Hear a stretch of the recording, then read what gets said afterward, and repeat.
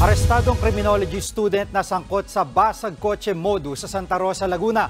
Parte umano ng mas malaking grupang sospek at nagnanakaw sila maging sa ibang probinsya sa Calabarzon. Nasa frontline ng balitang yan si Gary De Leon. Sa kuha ng CCTV noong Sabado, makikitang nasa tabi ng isang nakaparadang SUV ang riding in tandem na ito sa barangay Makabling sa Santa Rosa, Laguna. Maya-maya, lumapit ng isa sa kanila sa SUV at sumilip sa sasakyan. Inilawan niya pa ito ng flashlight. Ilan sandali pa, nag-usap ang riding in tandem bago umalis. Hanggang sa bumalik ang lalaking sumilip sa sasakyan at binasag ang bintana nito.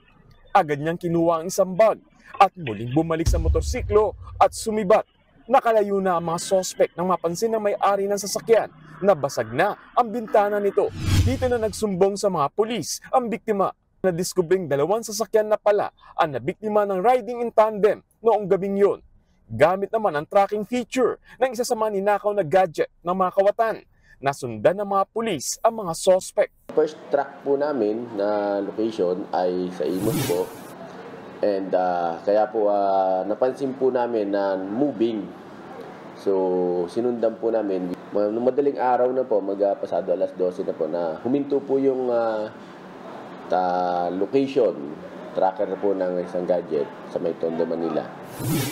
Pagdating sa Tondo, Maynila, nakita nila ang motorsiklo ng riding in tandem na nakaparada sa isang bahay. Makalipas lang ilang minuto, lumabas ang isa sa dalawang sospek na may-ari pala ng motor. Agad siyang inaresto ng mga pulis. Sa bodycam footage ng mga pulis, kitang sinubukan pa ng pamilya ng sospek na pigilan ng pag-aresto. Hindi raw sila makapaniwalang sangkot sa pagnanakaw ang sospek na isa palang criminology student. Pero sabi ng Santa Rosa Police, lumalabas sa investigasyon nilang bagong recruit sa grupo ng magnanakaw ang sospek. Siya raw ang mismong nagbasag ng bintana ng mga nabiktimang sasakyan bilang bahagi ng training. Nabawi sa estudyanteng sospek ang bag at laptop na ninakaw nila sa SUV. Hindi na niya itinanggi ang krimen at inilaglag na rin ang kasamang pinangalanan niyang si Liver Paulino. Napagkalamang matagal ng wanted si Paulino dahil din sa mga kaso ng basag kotse at pagnanakaw. Base po sa revelation po ng isa sa suspect, na ano po siya, na binaba po niya sa may Dasma. So ito nga nagkataon nga po, ito nga pong taong ito ay may standing warrant po sa same na kaso.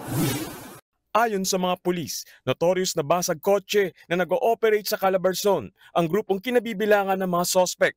Bukod kay Paulino, 4 na iba pang miyembro ang tinutugis ngayon. Nahaharap naman sa kasong theft ang nahuling estudyante.